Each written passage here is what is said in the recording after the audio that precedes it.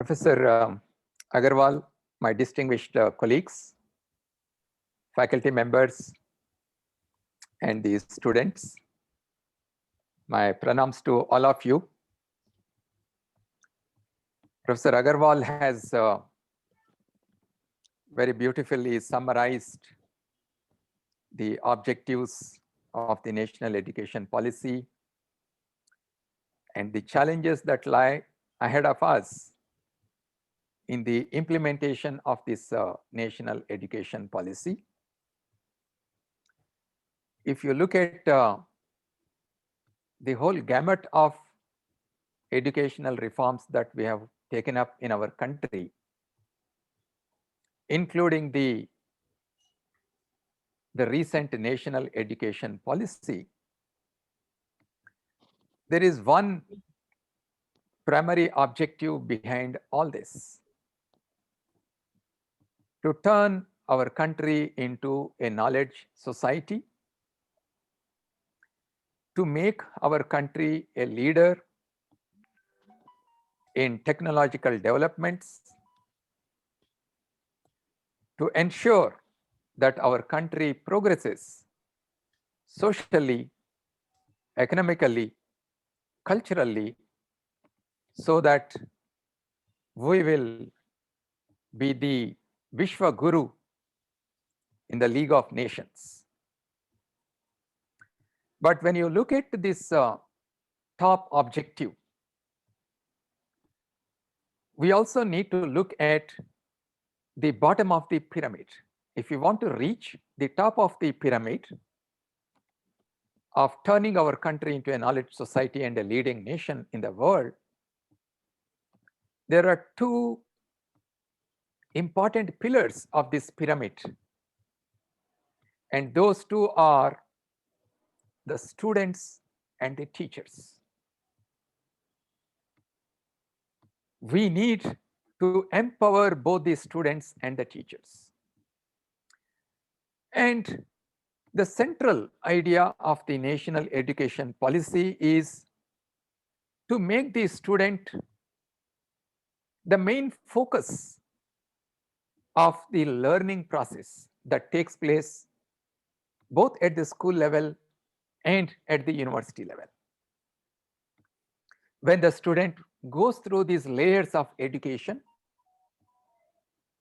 we expect that the student acquires sufficient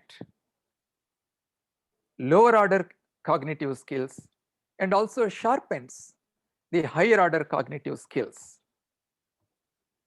such as the ability to question, the ability to synthesize information that the student gathers from different sources, the ability to critically think and use all this knowledge to find solutions to real world problems in order to create a positive change in the lives of people around us. So that is the ultimate, objective. So that brings us to three very important components of our education. The most important one is the process of learning itself. We all should aim to make our students efficient and good learners. But then the question comes, after the student becomes good learner, what next? We want our students to become creative. Is being creative sufficient enough? Well, the third important question that comes to our mind is, how do we make our creative students into great innovators?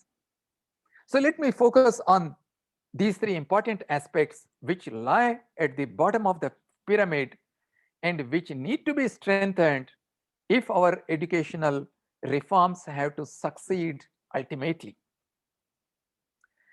Since most of you are teachers, when my young colleagues who have just taken up teaching profession, when they meet me, I tell them that The role of a teacher is not to teach. The role of a teacher is to create an ecosystem in the classroom so that the students become lifelong learners. But then, what is learning? Many educationists and psychologists, they describe the learning as a process which consists of several steps. Imagine a 3-year-old child who is kept in a small room which is full of toys of different sizes and colors. Leave the child alone, look through the window what the child is doing. The child will first look at the objects. It will feel the objects by touching. It will taste the objects to see what it is. The child is acquiring information. That is the first step in any learning process. We acquire information using our 5 senses. The next step that happens in our brain is encoding this information. And once this information is encoded, this information has to be stored in our long-term memory so that it can be retrieved at a later time and then it can be used. And only then the learning will become effective. From our everyday experience, pick up any example in which you are really good at. Take cycling, because all of us know cycling. How did we reach to the level of proficiency that we are at now while learning cycling? We remember probably all of us falling down several times, and we try to improve upon our mistakes, and we even take feedback from others to improve the skill that we are learning. That's how learning takes place. And modern cognitive science is very, very clear. It says we learn efficiently only by doing things, only by reflecting on them, and certainly not by watching and listening to lectures. The same thing was said about learning hundreds of years ago by Adi Shankara. Adi Shankara has beautifully described what it takes to be a good learner. He said there are 4 processes, just as the modern cognitive science has said. He said, Patanam, Mananam, Chintanam, and Sankirtanam. Patanam, first you have to study, collect the information. Mananam, what you study, what you collect, the information has to be remembered in your memory. Chintanam, you need to critically think and reflect about what you have studied, what you have remembered. And Sankirtanam, you have to repeat the whole process. And that is what the modern cognitive science says. So the role of the teacher is to make sure that you involve with the students in active teaching learning processes and create an ecosystem where the student is constantly engaged in Patanam, Mananam, Chintanam, and Sankirtanam. So therefore, unfortunately, when you look at the modern way of teaching, in our classrooms, what you find is that we are simply expected to learn by listening to the teachers.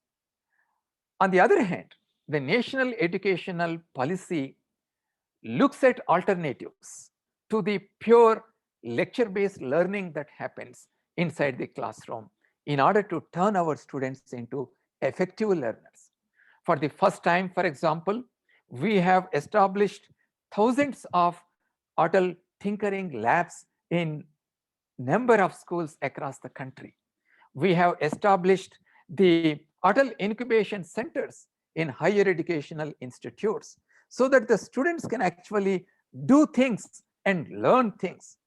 The practice of holding the national level hackathons for setting up startup companies has become extremely popular now, with thousands and thousands of students participating in these events. This is one way of encouraging our students by doing things and by learning through experiencing things so that they can become better learners. Now, the other half of the problem, while we make the students good learners, the other half of the challenge is turning our teachers themselves into good learners. Unless we remain lifelong learners, we cannot become effective teachers. And training teachers also is an important component of our national educational policy, because unless the teachers become effective, you cannot make the national education policy an implementable policy, because the teachers lie at the bottom of the pyramid and they are the strong foundations of the national education policy. But however, when we say that we are looking at alternatives for the teaching that is happening currently, it doesn't mean that we will replace all the classroom teaching by all kinds of activities in the classroom. All that we are saying is that you should not make lecturing alone as the primary way of making our students learners.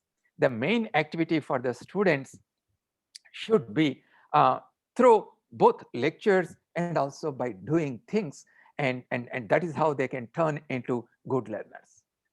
Now, what is the next step?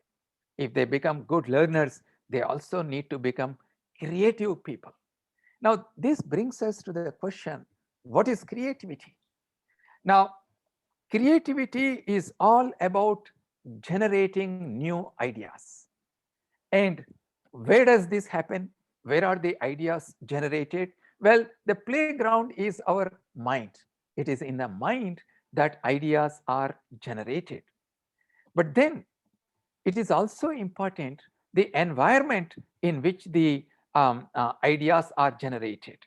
Um, the educationists, the psychologists who have done extensive work in this area, who have observed creative people, they say that we become creative when opportunities are provided for different intellectual disciplines to interact with each other.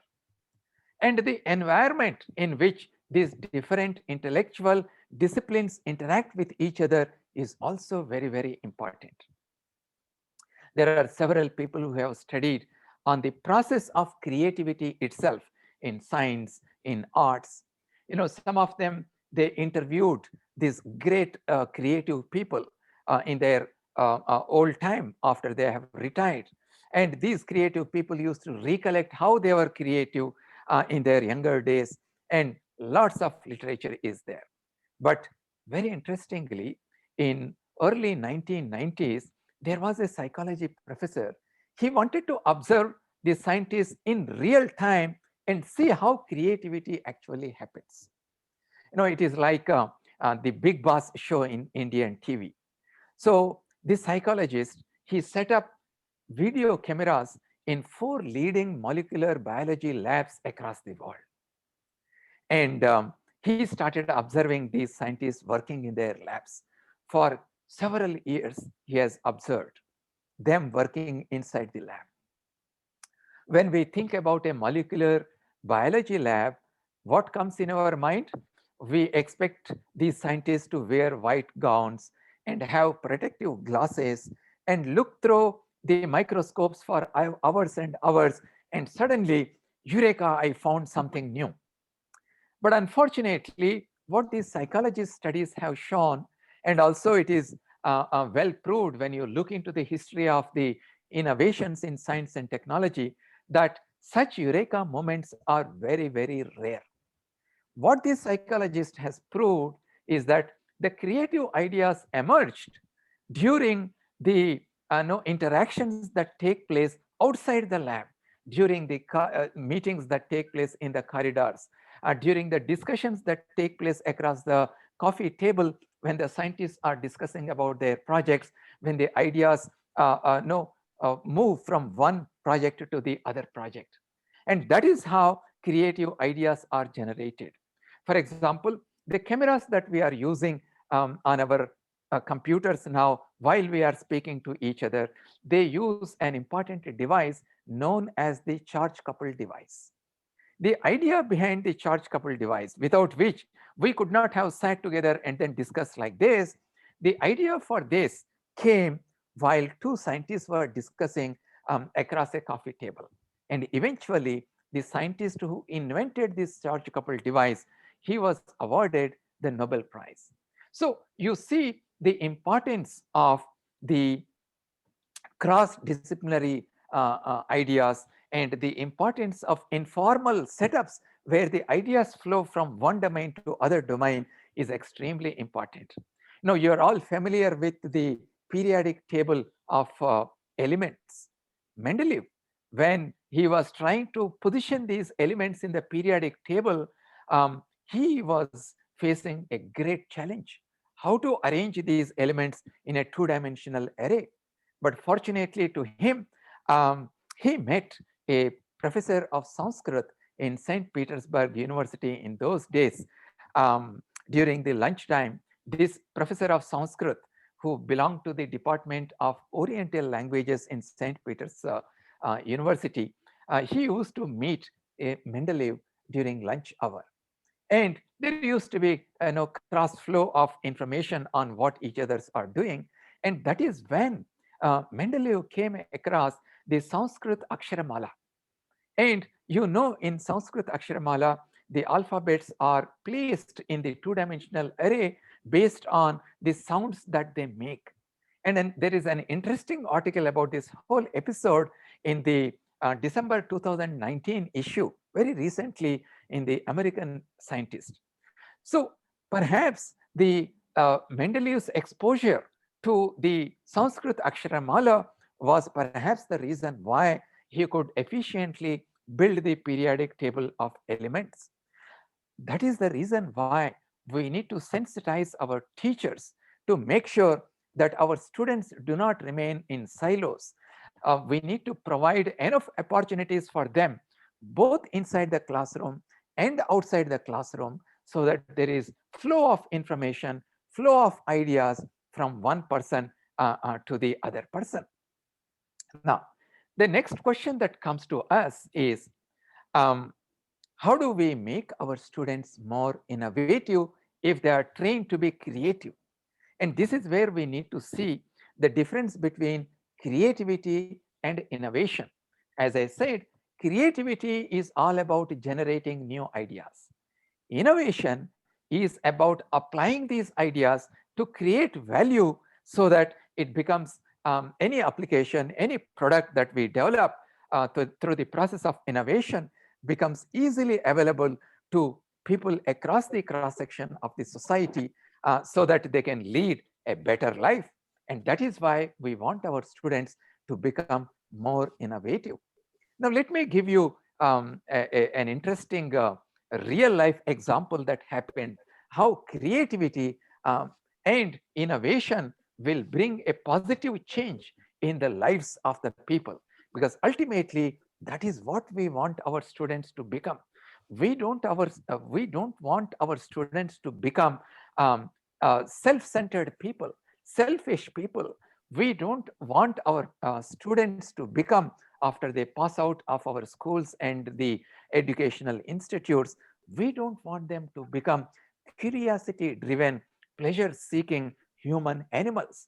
We want them to become good human beings who spread love, compassion, and a sense of sharing so that we can build happy and sustainable human societies. And that is the reason why we must emphasize as teachers the necessity for our students to become creative and innovative.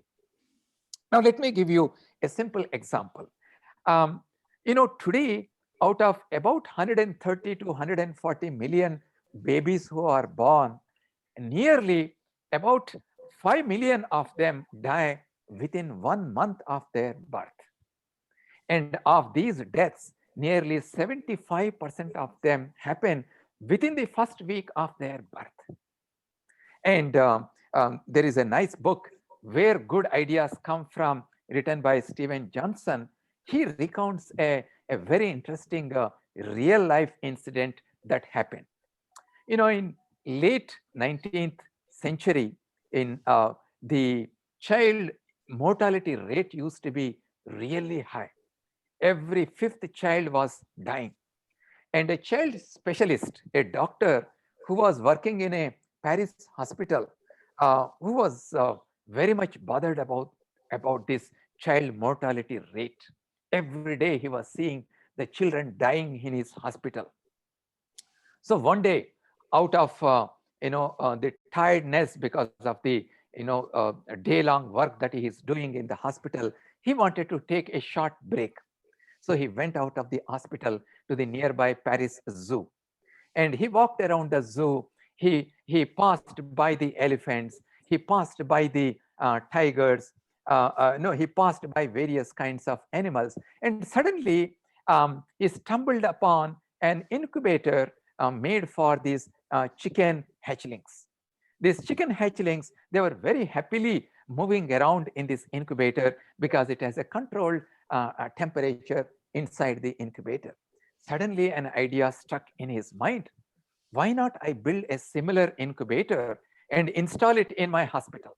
So he called the zookeeper and he gave some dimensions, and he said, can you build half a dozen of these incubators? And then he took these incubators and installed in his hospital. And to the surprise of the medical fraternity of Paris in those days, he proved that if the babies, just born babies, were put in this incubator, the survival rate was very high. On the other hand, if the babies were not put in the incubator, many of the babies were simply dying. No, this is how the idea of incubator originated, because a doctor, out of tiredness, came out of the hospital and he was walking around casually in a zoo and stumbled upon this incubator. Today, incubators cost close to 40,000 US dollars because the incubators are very, very expensive, because it has all kinds of sensors, oxygen flow, and all kinds of facilities are there. And you also know that today, still the child mortality rate is very high. And that is why we have many international aid programs. And as part of these aid programs, many of these incubators are supplied to poor countries where the child mortality rate is high. But when we send these expensive advanced incubators to some of these countries, an MIT professor has found that many of these incubators, within about 5 years, they become dysfunctional. Why? Because when the incubator doesn't work, you do not have the spare parts. When the incubator doesn't work, you do not have that advanced expertise in the local place. Maybe it is a village, it is a town, to repair this incubator. What this professor thought, how to solve this problem, and that is where the innovation comes. So this professor went to those towns and villages and made an observation that the automobiles which were working in those rural areas, they were running efficiently, and they were running without any problem. He noticed that whenever any of these automobiles, be it as a tractor, a lorry, or a two-wheeler, when they broke down, he found that they were able to procure these spare parts from a nearby town. And then there is a local automobile mechanic who will come and fix your vehicle. So suddenly an idea stuck in his mind. Why not I build these incubators using local automobile parts? So he set upon building these incubators, for example, to have a controlled temperature inside the incubator. He took the headlights of a lorry, and to have the air circulation inside the incubator, he took the dashboard of a car. And to power up this incubator, he took the battery of a tractor. And then the incubators were made, and they were used very nicely in those rural areas. And whenever any incubator broke, you only had to pick up a broken light from a vehicle, fix it here, or call a local automobile expert to repair your incubator. And that is what is innovation. And that is how we need to train our students to be creative and also innovative. And for this simple reason, and a very important reason, that in the national education policy talks about making our education very, very flexible, making our education multidisciplinary. And to give you a very recent example of what we have done at JNU, and perhaps it could be a good model for you also. And this we conceptualized even before 3 years before the national education policy talked about interdisciplinary and flexible education. When we established the School of Engineering at JNU, we did not want to establish another engineering school while thousands of them are already there in the country. We wanted to have a very, very unique engineering program. So what we did, we designed a 5-year dual degree engineering program where the students will study the core engineering during the first 4 years, be it computer science, be it electrical engineering, and so on. And in the 5th year, they register for a master's degree in either social sciences, it could be languages, it could be aesthetics and arts and various other subjects in humanities. While they study the engineering program, they take the basic courses depending on what subject they are going to specialize in the master's program. They take the basic courses in the engineering program, get ready and enter the master's program. And imagine when an engineering student comes out of this School of Engineering from JNU, you will have an engineer who is well trained in technology and engineering, but he is also a socially aware engineer. He knows when he develops the technology, how it is going to affect the society. And that is how we need to design our educational processes in our universities. But before I conclude, I also would like to say a couple of things on what the national education policy emphasizes on. Apart from several other things that Professor Agarwal has mentioned, there is one important component that we should be aware. Our national education policy is based on Indian ethos. This is an important thing. Now, some people get confused when we talk about Indian ethos. Is it no sitting in a time capsule and going back? Absolutely not. When we are talking about Indian ethos, we are talking about the contemporary world. We are talking about the futuristic human societies that we are going to build. How is that? Well, in India, for thousands of years, we believed on two important things. One is Sarve Jana Sukhino Bhavantu. We said every living being in this universe should live peacefully and happily. And that is why we said Vasudhaiva Kutumbakam. The whole world is like one family. That is one side of the spectrum.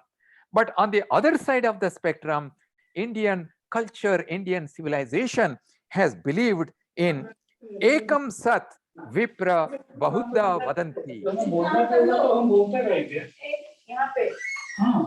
हमारा बोलना थी कि वो हम बोलते रहेंगे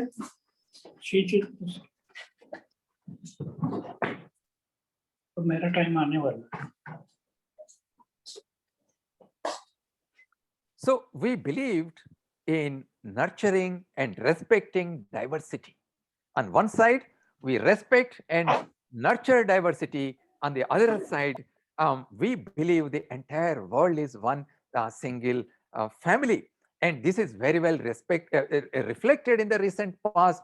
When we were going through the COVID-19 pandemic, you heard about this vaccine nationalism.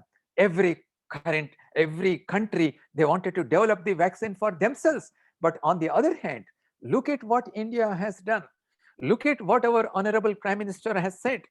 The Honorable Prime Minister said, when we develop our vaccines, we will use it not only for our own people, but we will also give this to the countries which are in need of these vaccines. And we have already supplied these vaccines to dozens and dozens of countries while we are administering it within our country to crores of our people. So that is what I mean when we say that our national education policy is based on our Indian ethos. So this combination of basing our educational policy on the roots of our country, on which our Indian civilization has developed for thousands of years.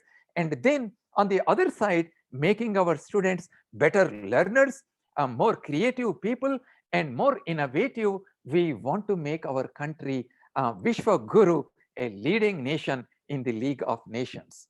I hope that by discussing about the national education policy, by creating more awareness among our teachers and the students, I am sure that we will implement the national education policy in the coming years very, very effectively. And we hope that we will realize the dreams that we have set for ourselves by implementing this national education policy.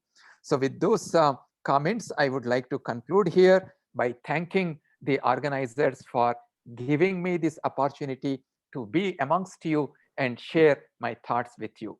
Thank you and pranams. Thank you so much, sir.